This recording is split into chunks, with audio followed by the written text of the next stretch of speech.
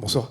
Juste pour revenir sur le report du match, est-ce que cette journée très dense, comme vous l'avez évoqué, a permis justement d'évacuer la frustration, enfin, éventuelle frustration des joueurs qui du coup quittent le CNR avec un peu plus de, on va dire, de sourire. Et deuxième question, pourquoi ne pas avoir gardé ces mêmes joueurs jusqu'à la fin de cette semaine pour continuer à travailler peut-être sur des points précis, notamment faire des oppositions si c'était possible?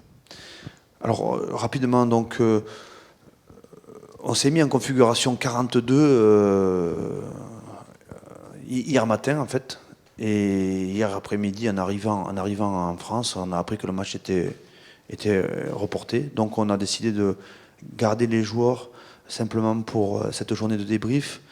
Pour quelles raisons? Déjà pour partager une vision, partager un contenu très dense, parce que là on vous a fait une synthèse des retours, mais dans le cadre de vie, vous avez une étude très précise de la nutrition, notamment du travail autour de la glycémie, pendant la mi-temps, avant la mi-temps et après la mi-temps, puisqu'on s'est rendu compte qu'on avait des problèmes de concentration et de maîtrise sur le deuxième mi-temps. Donc on a travaillé beaucoup sur la glycémie, donc sur les notions de travail et de performance, c'est un mélange avec le rugby, mais nous avons travaillé aussi sur la partie de la santé, nous avons travaillé énormément sur ce que Raphaël appelle le sacré, ce qui nous semble très important aussi, toutes les actions que nous avons menées pendant ces 7 semaines.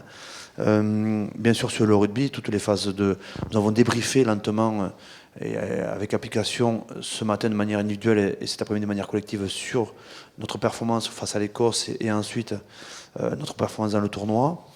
Ça nous semblait déjà une opportunité parce que c'est pas prévu en général, vous savez, quand on joue avec l'équipe de France, le dernier jour du rassemblement, c'est quasiment le jour du match, et puis après les joueurs repartent de suite chez eux en club, et on a tendance à oublier. Et dans notre vision, et c'est pour ça qu'on vous présente la flèche du temps de la saison, mais nous avons aussi la flèche du temps des 4 ans. Il est important, dans ce travail de densification, de cranter et de capitaliser sur tous les acquis. Donc, je répète, mais 15 entraînements à l'heure actuelle et 4 matchs. 55 joueurs sélectionnés, enfin 56, mais Anthony Etriard n'a pas pu venir puisqu'il s'est blessé avant ce rassemblement. 29 joueurs qui ont été capés, 26 qui ne l'ont pas été et qui sont en attente de l'être, en tout cas qui se préparent, qui nous permettent de travailler de manière optimale et qui seront prêts à répondre le jour où ils seront sélectionnés. Donc ça nous a permis vraiment de faire un retour sur tous nos travaux. Par exemple, on a un practice qui s'appelle la gestion de la compétition aussi.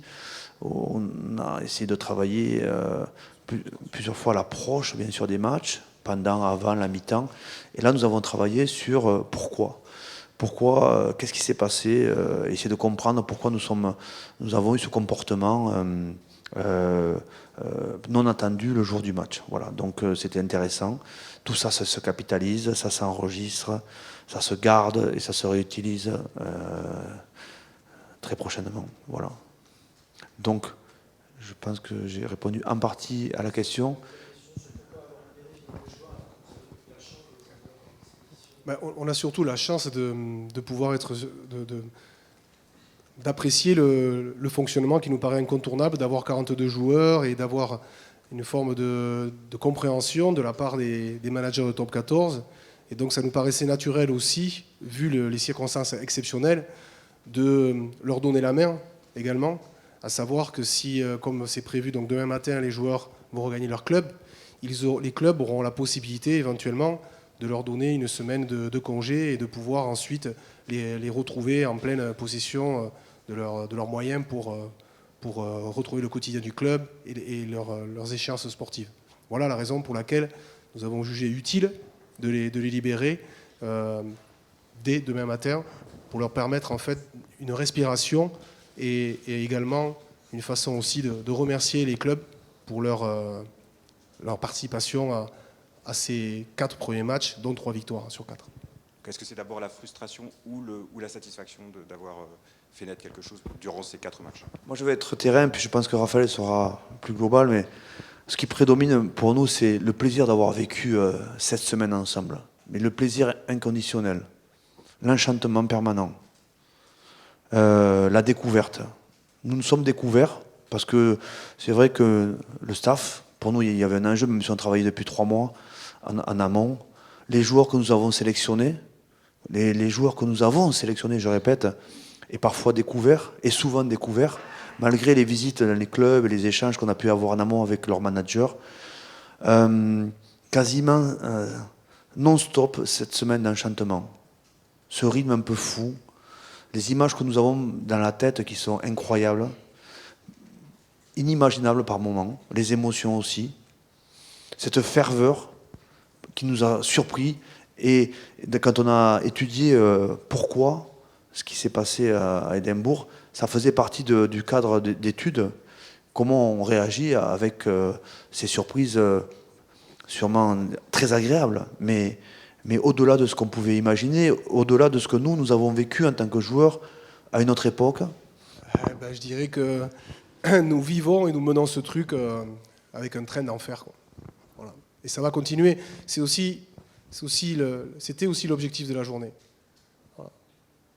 Démontrer aux joueurs que nous allons poursuivre notre aventure avec des objectifs précis et nous allons maintenir le cap. Maintenir le cap.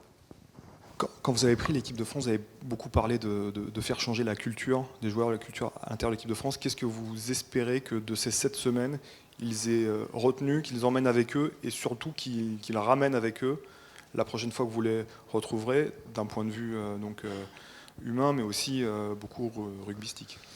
Nous pensons sincèrement qu'ils ne peuvent pas oublier ce qui s'est passé. Ils ne peuvent pas oublier ce qu'ils ont vécu dans le cadre de l'équipe de France. Et avec l'engagement de tous les entraîneurs autour d'eux, que ce soit William, Karim, Lolo, Sean, Fabien, bien sûr, ils sont suivis et ils ont aujourd'hui un statut différent de leurs collègues, de leurs coéquipiers en club. Ce statut différent, il faut qu'ils l'assument et de façon à se projeter toujours plus loin, de voir toujours un petit peu plus, de donner toujours 10% supplémentaires dans leur quotidien en club pour se donner une nouvelle chance et se donner la chance parce que ça va vite. Ça va vite. L'Argentine, par expérience, une tournée en Argentine, même si elle s'annonce extrêmement difficile, pour poursuivre l'aventure, pour poursuivre l'histoire en équipe de France, quand on est un joueur avec ce statut-là, je parle des 42, plus aussi d'autres joueurs qui sont suivis par l'encadrement technique, l'Argentine, il vaut mieux en être, parce que ça passe vite. Il y a des matchs qui vont nous amener aussi vers la suite du projet qui paraissent incontournables. Donc voilà, c'est ça, c'est assumer un statut et en vouloir, toujours plus. Le tirage au sort pour la Coupe du Monde se déroulera après les tournées en novembre. L'importance pour vous, pour arriver aux 4 premières sur le classement mondial, c'est comment? Je reprends ce que j'ai expliqué en préambule par rapport à cette saison 1. Nous avons une grande opportunité. C'est encore entre nos mains. C'est une grande opportunité de répondre à l'objectif, à la finalité que nous nous sommes fixés, à savoir redevenir une nation mondiale majeure et également donc atteindre ou se rapprocher du top 3. Donc il y a 6 matchs qui vont être déterminants pour y parvenir.